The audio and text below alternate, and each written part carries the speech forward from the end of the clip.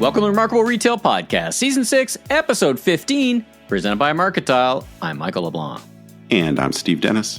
In this episode, our third in a series of fantastic interviews conducted at Shop Talk in Las Vegas in the Wise Line podcasting studio, our guest is Anu Narayanan, president of Women's Beauty Weddings Anthropologie. Yeah, I love Anthropologie as folks will hear, a real true lifestyle brand. You know, they've got this interesting mix of product, all designed and curated for a particular set of customers, kind of what I often refer to as the special, not necessarily big or for the masses kind of strategy. And she does a great job explaining how they put that all together. Yeah, it's a great interview. And by the way, we are together, you and I, as folks are listening to this podcast. We're live in Spain together, soaking up the wisdom and hospitality of the wonderful city of Barcelona, talking with some of the amazing retailers and retail industry leaders here at the World Retail Congress. So stay tuned for those interviews coming soon. And you're sticking around for a speaking gig and then off to Shop Talk Europe, right?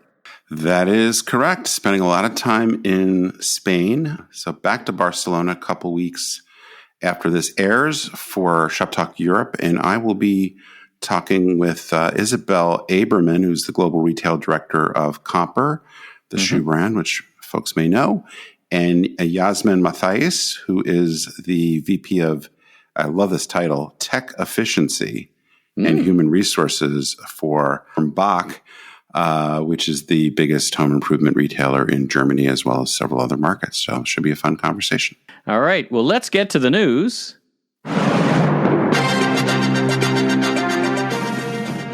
Breaking news, hot off the wires, Walmart has sold yet another one of its digital properties, Eloquii, sold to our friend Bill Bass at Full Beauty Brands. I guess this is, I don't know, are there any left? Because they've been on a selling spree versus their buying spree about 5 years ago, yeah? I didn't have time to check the whole list, but given that they recently sold Bonobos, Moose Jaw they sold earlier in the year. So if there are any in Jet, they closed. So at this point, I'm not sure there are any left, but if there are, they're de minimis really at this point. So a bold strategy they embarked upon, I guess 6 years or so ago, appears to be winding on down. Let's talk about this whole new phrase that's found its way into the lexicon of business: rapid, unscheduled disassembly, which is not, for the listeners, by the way, a new Brian Eno album, but actually heralds the pitfalls and benefits of innovation. Yeah, well, I even though this is not a retail story, I just so loved, and just I guess being a fan of both euphemisms and hyperbole, that when Elon's little rocket blew up, yes, it wasn't an explosion. It was a rapid, unscheduled disassembly. And it also happened the same day. And this is the only time I'll ever say this sentence, that Beyonce, the Pope, and I had something in common, which was we all lost our Twitter blue check marks. So very sad day for rocket fans, as well as people who get extorted to pay for things. Yeah, I was going to say, and the Steve Dennis copy count, fake accounts are multiplying as we speak. My God. That is, I mean, the number of people who are just waiting to drop $8 a month to scam people with I mean, I think it's going to be Dennis hard. believes now in the metaverse. Steve Dennis, metaverse. I know Twitter. This could really do things, but I think some people can probably mimic my trademark sarcasm and cynicism. So have to really have a keen eye to pick out the fakers.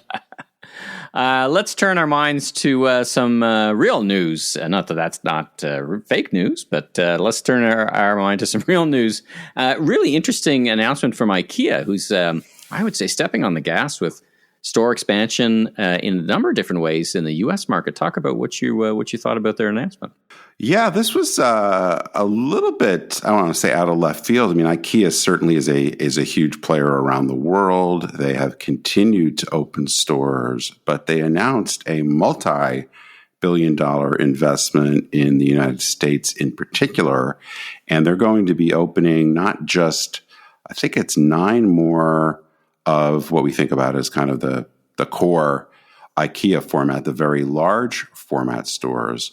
But the other things I thought were really interesting is they're going forward with these smaller planning and design studios, which I think are around 9,000 square feet. I think you mentioned one of the first ones, the test versions was open in Toronto. So these are stores that allow them to get closer to the customer with a much tighter format. It's kind of a version of a Nordstrom Local. We've talked about that several times. And then they're also going to be rolling out, I think, hundreds and hundreds of the pickup locations. So if you order online and you want to pick them up, you don't have to go perhaps, half an hour or something to the big IKEA store. You can just get that more in your neighborhood. And I mean, I think it's just interesting that a brand like IKEA is pursuing this strategy. It kind of goes back to what we've talked about a few times, which I believe is going to be something that more retailers really need to look at, is this hybrid, this portfolio approach to market. So having a small-ish number of these real kind of over-the-top, more destination locations, the big and blue then box, having, call it. and that in IKEA's case is pretty easy to imagine because they're so iconic. But if you're going to get closer to the customer and you're going to maybe serve those omni-channel needs of store pickup or returns, or maybe like in this case, just a meeting with a designer to pick things out. You don't necessarily have to take the product with you that day, or there's only a small selection of things. So there's a number of retailers that have been looking at this, including Best Buy. We'll talk about in a minute. Is piloting a bunch of different formats in North Carolina. So yeah, I think a really interesting strategy and definitely very aggressive in terms of the level of investment after kind of slow rolling their growth strategy the last decade or so. Definitely been a measure twice, cut once, or whatever they do with your Allen key when you assemble IKEA furniture. And, you really do see the articulation of that strategy here in the Metro Toronto area, because they've got a design studio at Square One Shopping Center, which is a nice local, pretty big shopping center. And it's pure design. There's no product there. You just go in to design your kitchen. And that's it. You meet with people to design your kitchen. Then in downtown Toronto, they've got a small urban format, and then they got a couple of big blue boxes around the cities. Well, I think particularly if you sort of break out the different purchase occasions, if I could use that terminology, one of the issues in the department store business, for example, is there may well be, and there are categories and brands and things that you're willing to make that trip, where you really care about putting that outfit together or buying a brand that has limited distribution. So you're willing to make that trip. But the beauty category, and I know we've touched on this, is a great example. When you can get cosmetics at Target, you can get, you can go to an Ulta store or Blue Mercury or whatever. Walgreens, and there's, you have to drive past 10 or 15 of those to go all the way to the mall, to the department store. In retrospect, I think department stores would have been much better to have looked at opening, perhaps, like Nordstrom could have opened neighborhood shoe stores or cosmetic stores or things that really reflect that customers are only willing to maybe go 10 or 15 minutes and want a more easy in and out kind of experience. And then really make those big format stores like an IKEA store, like an RH Gallery, really special and really worth the real trip destination. And the hassle. Yeah, real destination stores. Let's talk about Best Buy, because ostensibly they put out an announcement that they were laying off hundreds of people in store sales, but really nested in that is a reconfiguration of how Best Buy, I think, goes to market. Is that your interpretation as well as of some of that news? Yeah, I think there's a combination of things. I mean, Best Buy has been caught up in this issue we've talked about multiple times, this kind of COVID pull forward of big ticket items. So they're definitely facing headwinds just in general on the top line. And I think some of the cost reductions are coming because of that. But also, they are both rethinking their go-to-market strategy and testing some different formats, as I mentioned. I think they've also got this long-term issue that they do sell a lot of stuff that is pretty easy to shop online and is very price-driven. So part of what they said was that this cost reduction really reflects kind of this ongoing mix shift for some categories away from physical stores to online. Now, obviously, Best Buy has a really big online business. It's just already, so it's really taking some of the cost out of the physical store footprint. But I think we're going to continue to see layoffs really for these two reasons, the overall economic kind of reasons, macroeconomic headwinds, as well as how do you need to reallocate your investment for the way retail is likely to continue to morph for the future. Now, as dedicated listeners would know, we've got a wobbly unicorn segment, but it's starting to feel like we kind of need a special soundtrack for a bankruptcy business closing segment. How about this? I don't know if that feels right or not, but we got a couple of announcements, and I don't think it's the end of it. We've got the honeymoon's over, pretty much for David's Bridal on both sides of the border. And then we've also got Bed Bath & Beyond may have exhausted their 9th life. But what are your observations about those two?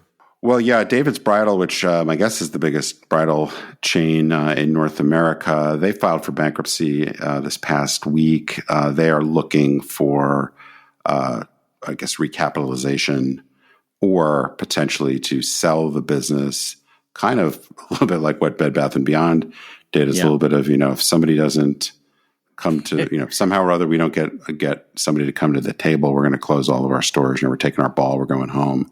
Yeah. So we'll, by the time this comes out, perhaps there will be some more definitive news on David's Bridal. And then as we go to press here, Bed Bath & Beyond, there have been a ton of rumors that they are working on a bankruptcy filing. A couple of the people that I talked to said that they believe it's going to happen over the weekend, which means it will have happened by the time this episode comes out. As you alluded to, we kind of predicted this bankruptcy filing several months ago, and then they came up with this crazy financing package that extended their life a little bit. But it does sound like they are very close to being out of options at this point. So the filing may have happened by the time people are listening to this.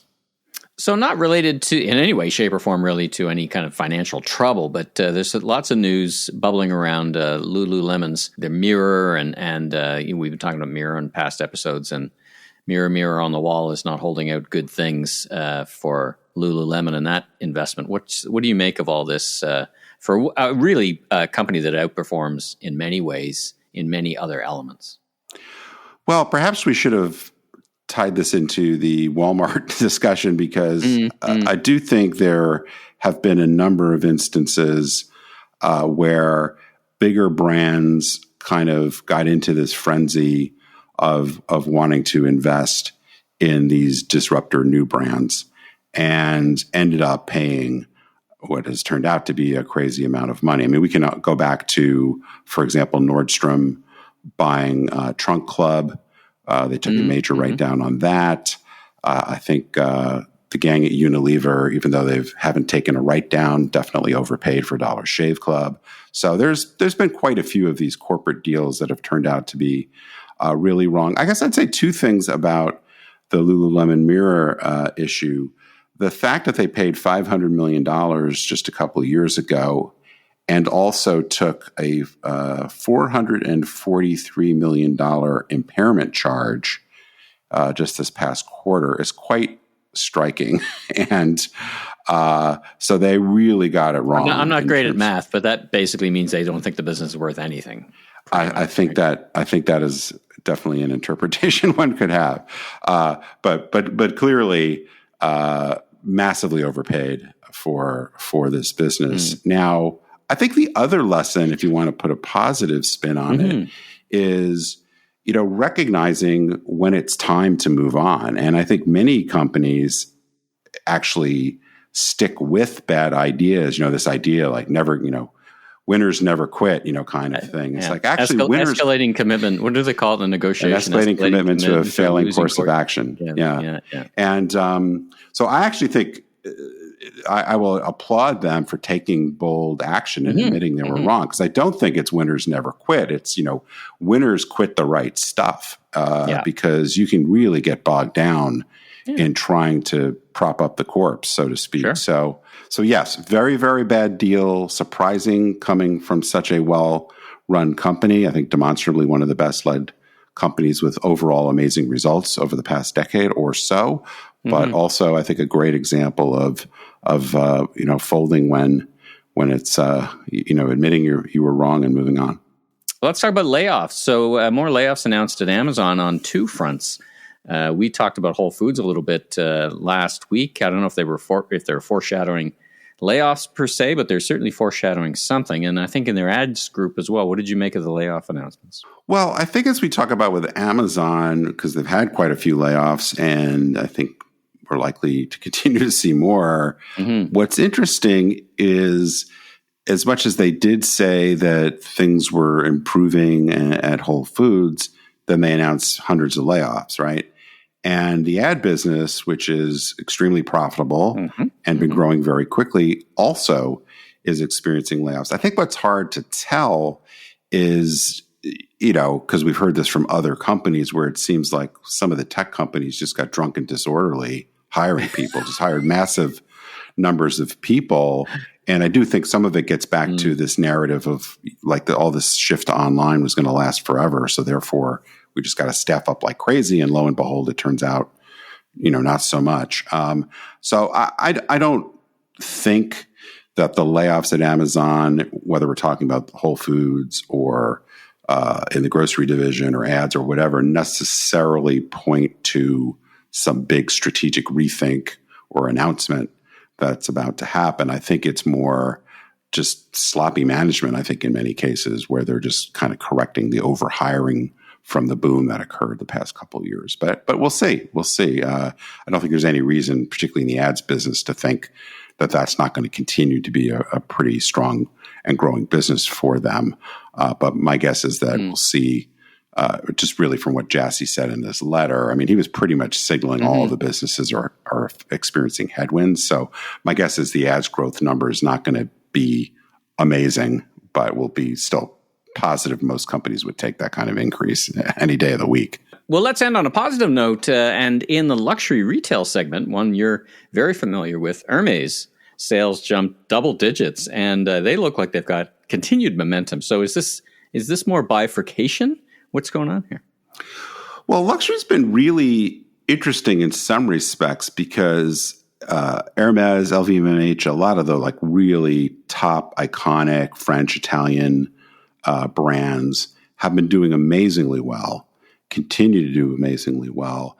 Some of this clearly has to do with China being open again and more Chinese tourists starting to travel, because that's an important part of the business as well for many of these really, really premier brands. At the same time, there's a little bit of this, what I've seen people call a rich session, because some of the less prestigious luxury type brands are actually experiencing a bit of slowdown. Even our friends at My Teresa, we had Michael Klieger on 6 months ago or so.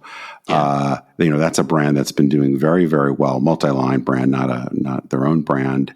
They did a warning on their earnings, pointed to a sales slowdown for them. So it's a little bit of a mixed picture. I think the overall picture is these really top of the line premier brands, that are serving the top, not even 1%, probably 0.5%, are continuing to do well. As you start to move down into just sort of affluent, not super rich, it's a little bit more challenging because those people do get affected by how the stock market is doing, or whether they're getting a bonus this year or just in general pulling Silicon back on Valley things. Bank holdings or whatever. Yeah. So, I mean, my experience, not to go into too much of a digression about this, but one of the things I definitely learned at Neiman's, which is probably intuitive if anybody stops to think about it, is there's really a big difference between being uber wealthy and just being nicely affluent, right? Because if you have $100 million, you can afford anything.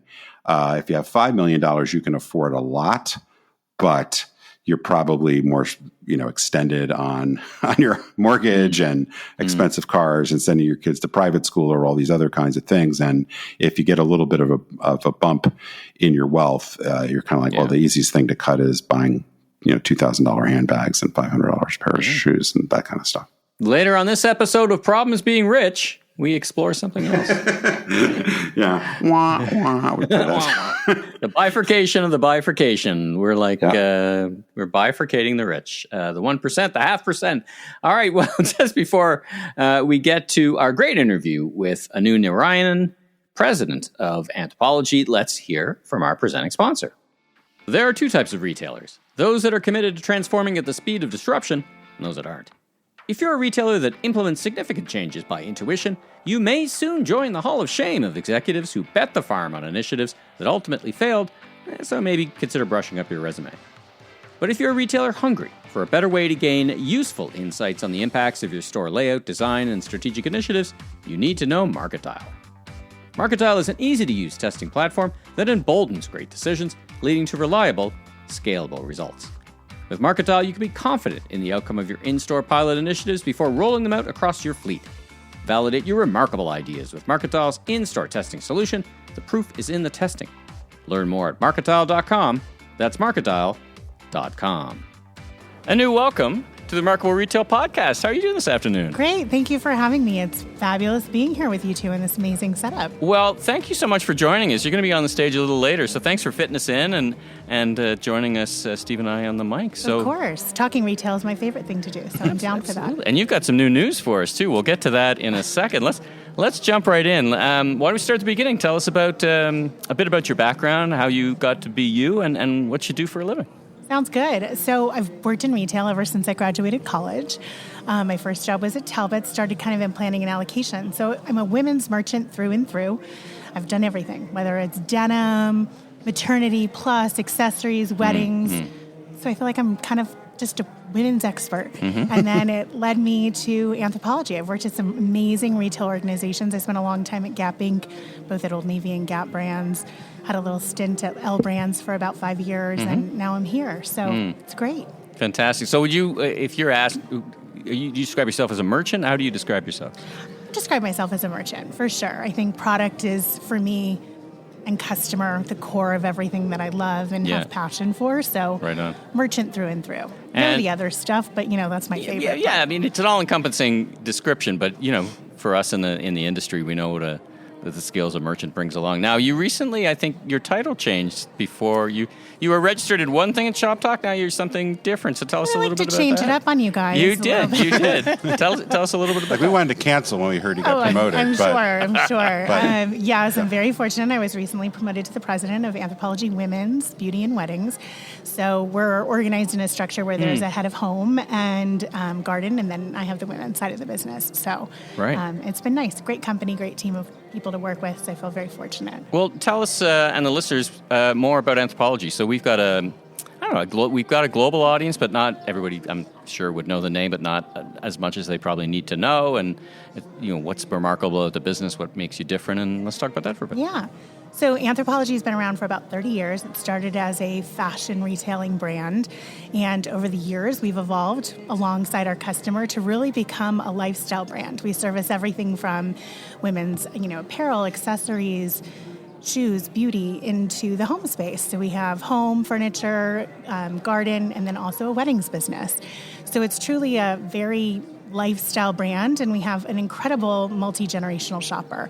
So we have customers who've been with us for a very long time, and then lots of new customers. You often see moms shopping with daughters, which is pretty incredible. So it feels like a very sense of discovery, inspirational brand. Did the brand evolve that way, like adding on piece by piece, or was there an original, what's the genesis of the vision of Anthropologie, so to speak? Did it start this way and just, evolve, tweak, or was it, oh my goodness, we need to be in the weddings business. That's an opportunity. How did it definitely evolved? It evolved with our customer.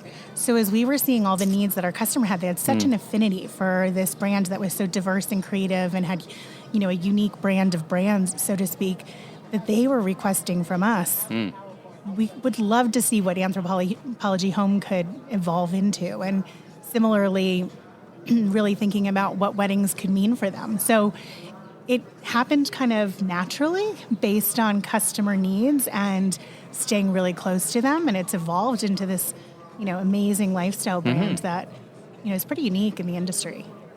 Can we talk a little bit more about what it means to be a lifestyle brand? I feel like you guys definitely are, but maybe it's a little bit like, people talk about they know it when they see it. But to you, what does it mean to be a lifestyle brand? How does that affect the way you develop the product strategy, the customer experience strategy? Just kind of give us that overview of how you think about it and how that guides what you actually do day to day. For sure. Well, I'm pretty simple-minded, you'll find. So for me, when I think about lifestyle brands, like we all get dressed and live usually somewhere that has like a couch and maybe dinnerware and have a sense of style. And I think to me, a lifestyle brand is like meeting that sensibility of a customer and giving them inspiration to really have a holistic lifestyle approach. So what are the things you want to wear, and then host a party in your home, and then do we have the right glassware and perfect entertaining serveware for you to be able to have that. And we have an amazing creative team, kind of best in class in my opinion, who really does an incredible job styling and creating this inspirational vibe, so to speak, of I could picture myself there, and that's part of what I want to be participating in. And in my mind, that really embodies that sense of community and connectivity with a customer that you can really service their full lifestyle. And how do you, I guess for lack of a better term, sort of draw the lines of what's in and out? Both, I guess, in terms of customers, how do you think about, is it attitudes? Is it behavior? Is it, people like us do things like this kind of thinking? Like, how do you create that focus? I definitely think it comes down to a sensibility and an attitude. So we have a specific kind of sensibility range that we provide. We have aesthetic buckets, so to speak, that live across the apparel space and the home space. And we really think about the lifestyle in those buckets. And if it falls outside of that, it's really not our MO. I think the other thing is, we're not a fast fashion brand. Right. We really want to have quality pieces that you invest in over time, and that really is something that's important to us. So I think we really create a defined, characteristic of it, but part of what makes us really unique is the styling approach, whether it's how you're going to tablescape a place setting for an event or a party, or how you're going to pull a wardrobe together. We do it in a very unexpected way. And I think it's that unexpected approach that really makes us a little bit more unique. So, because you've been at some other and I'm not asking you to talk smack about other brands, but clearly there are some brands that don't have. I'm not saying they should necessarily, but they don't have that lifestyle approach. They're more, say, category I don't know how you describe them necessarily. Price item merchants, whatever. What does it take to be successful as a lifestyle brand, and how do you cultivate that with your team and just, again, kind of bring it to life day to day? Yeah. I think it's a really interesting question, because I've worked for some of those brands that have been much more category focused, and I think there's a benefit to that for sure, for a specific purpose. When it comes to the lifestyle approach, I think it's really thinking through what is the customer need and how do we service that need in the most frictionless way possible. So we've talked about travel. Post-COVID world, everyone's wanting to get on a plane, go somewhere and travel. So one of those examples with my team is we've worked very hard over the last year and a half to create a concept called Water's Edge, the Getaway Shop. It's a vacation lifestyle concept. And so many places, you have to go one place to get your swimsuit, you have to go to another place to get your beauty, sunscreen items.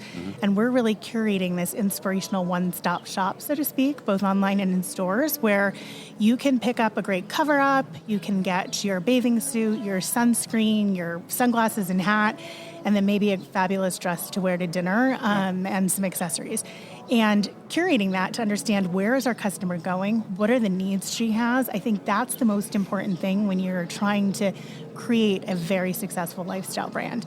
It really is, how do you make a frictionless experience for the customer, giving them something that they didn't even maybe know they needed to have, to make it as simple for them as possible. And so when you think about, I guess I have a couple of questions around innovation, just in general, how you approach innovation, but specifically around this idea of being a lifestyle brand. Where do you stop it? Because, for example, you could add a lot of services. I mean, there's product categories, obviously, you could say are part of that customer's lifestyle that, for whatever reason, you don't carry. Yep. And there's services, I imagine, you could get. I don't know if you have any news to break, maybe about something new. But how do you think about how far to push the lifestyle? Yeah, I think, it's a good question, because you have to have boundaries. But at the same time, I think there's growth, and I think it's about where are things evolving to. We weren't, a major vacation lifestyle brand previously. but that is important to the customer today. So I think as things ebb and flow, then we'll watch that. But you're right, there are boundaries that have to be set, because otherwise you become a department store, and that's not who we want to be.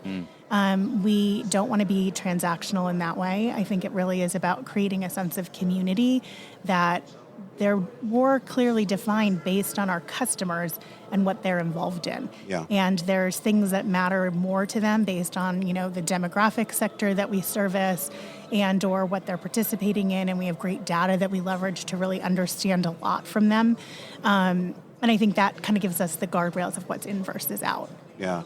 How or does the digital world we're in, or the boundaryless world, or whatever you want to call it, change, though? Because one of the things, Mike and I have been in this business for a long time, and one of the nice things pre-e-commerce was, well, part of the way you decided what was in or what was out was how big your stores were. Could it fit? Or if I'm going to add this, something's got to go.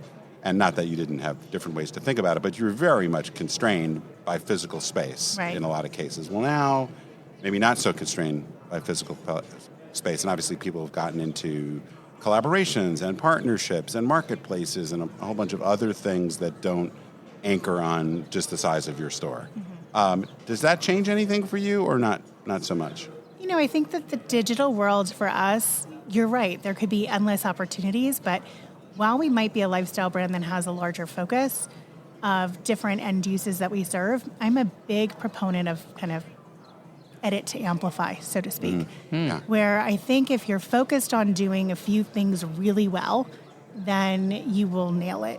And if you try to be too many things or too many ideas to too many people, then you don't service them well.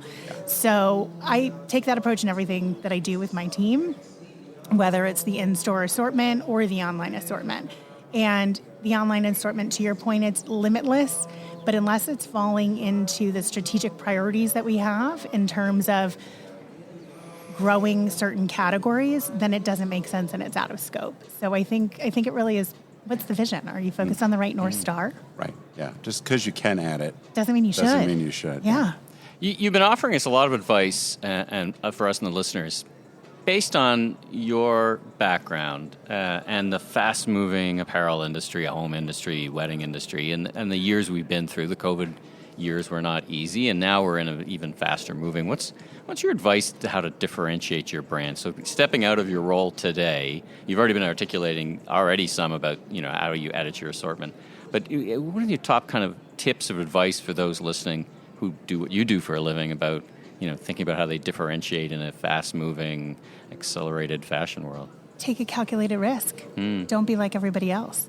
I think when, coming out of COVID, everyone got so scared, like no one's going to go anywhere, or where are they going to go, and what's the end use that they need. And we were one of the first ones out there saying they're going to want to get dressed up again. We know it. Before anyone else knew it, we knew it. They were still holding on to PJs and comfy clothes, and we were like, no, that's not what's going to happen. It was a risk. It's not what was selling currently at the moment that we were living in. Because you make your buying decisions well in advance of that, like a year. I don't know. We're a lot faster than that. Yeah. We have methodologies in place to really amplify speed, but you're seeing everyone else deliver product that was still so much a COVID lifestyle. And I think you have to take a smart, calculated risk, but I believe that pays off in the end. And there's so many people trying to mitigate that risk, make sure they're making the right financial decisions, but then you almost become handcuffed by a lack of innovation. Right. And Steve, I think this is exactly what you've been talking about, that it's become more risky not to take risks than it has to take those risks, right? Yeah. I think we met, it's human nature, I think, to a certain degree. Our limbic system is built, to run from the bear that's attacking us, right? But yeah, it ends up being way more risky to not try new things, because then you just get bypassed or run over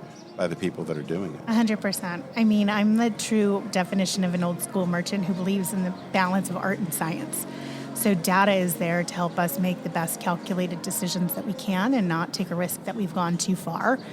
But you have to take that piece of art and apply it to the data and the science.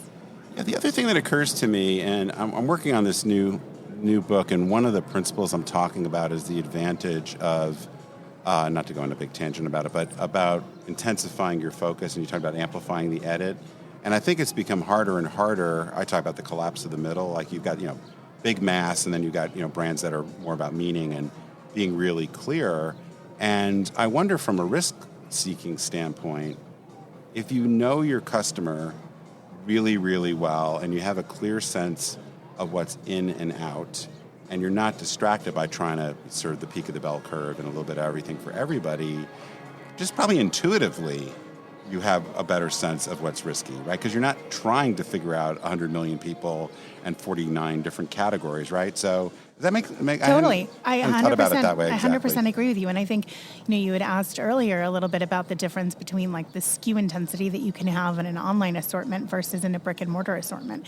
And I think part of the risk is you have the ability to test things in a much smaller way, leveraging your digital channels, right? And learn how far you can go and what that is before you're rolling out a chain level buy that's much more significant and poses much more risk. So I think it's how people think about the approach to the risk as well, based on exactly what you said, knowing what those guardrails are. Yeah, sure. So my understanding is one of the things you're going to be talking about shortly is bringing agility to merchandising. And agility seems between agility and resilience. Those are like the two big qualities that have come out of COVID.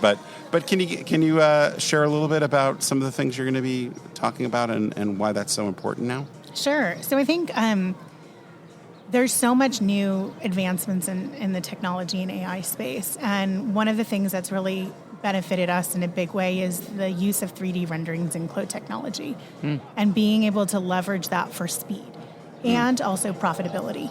So one of the main things that we've learned is, I was talking a little bit about testing. We'll bring in product, we'll see how it sells, and then we'll make big bulk orders buying straight off of Clo.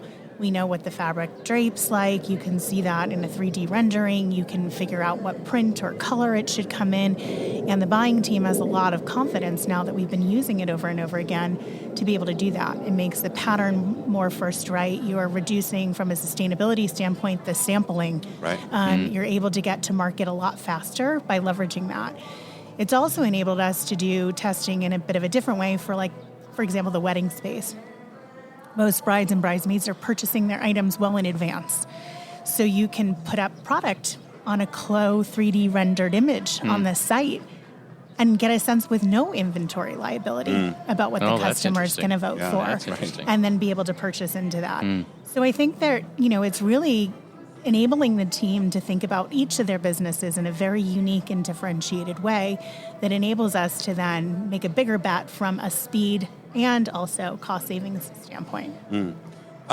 Anything to add just about culturally how to pick up speed? You talked about technology, which is just amazing now, some of the things that can be done. But in terms of getting people to adapt to new technology or just adopt new processes and move faster, anything you've learned of late? I think it's clear alignment, really having buy-in from all levels within the organization. I'm a big proponent that a vision starts at the top and you communicate that vision very clearly. But in order to get change to happen at a fast pace and people to adapt new technologies, it has to come from the teams. It can't be a tops-down approach. It has to be their ideas, their feedback, and how we're leveraging that. And that's where I see the most amount of benefit. I often talk about how I'm like a 3 to 5 priority girl. Like if it can't count between the 3 and 5, then it's too many things that we're focused on. Yeah. And I think that enables the team to move quickly so that we're not doing too much stuff. Yeah, no, that makes sense. So you've shared a lot of your leadership style and some of the really cool things you guys are doing. Anything else that's on the horizon that you're super excited about that we haven't talked about yet? I think we have learned so much this past year that we're in this, we've established a new base for growth. And we delivered in our women's business our best year ever in sales performance this past year. And I think it's just going to keep on going. I think what's really exciting me is all of the new customers that we're bringing into the brand. And I think it's just been so fun to see their engagement with the product and to be able to service this new generation of customers who are so engaged with us. So I think the customer growth to really drive product growth is what I'm most excited about.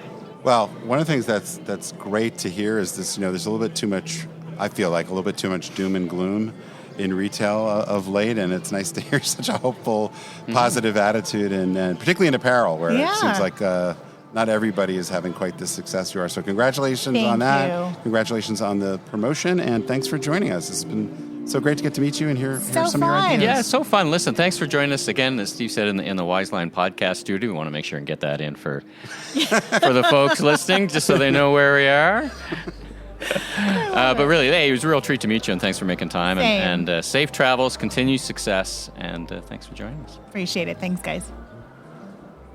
If you like what you heard, please follow us on Apple, Spotify, your favorite podcast platform, so you can catch up with all our great interviews, including Judith McKenna, President, International, Walmart.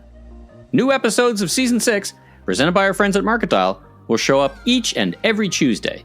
And be sure and tell your friends and colleagues in the retail industry all about us. And I'm Steve Dennis, author of the best-selling book, Remarkable Retail: How to Win and Keep Customers in the Age of Disruption. You can learn more about me, my consulting, and keynote speaking at stephenpdennis.com. And I'm Michael LeBlanc, consumer retail growth consultant, keynote speaker, and producer, and host of a series of retail trade podcasts, including this one. You can learn even more about me on LinkedIn, and you can catch up with Steve in person and on stage at Shop Talk Europe in Barcelona, May 9th to 11th. You can catch up with me on the stage at Store Conference in Toronto, May 31st.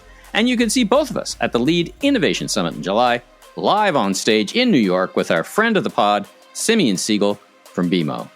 Until then, safe travels, everyone.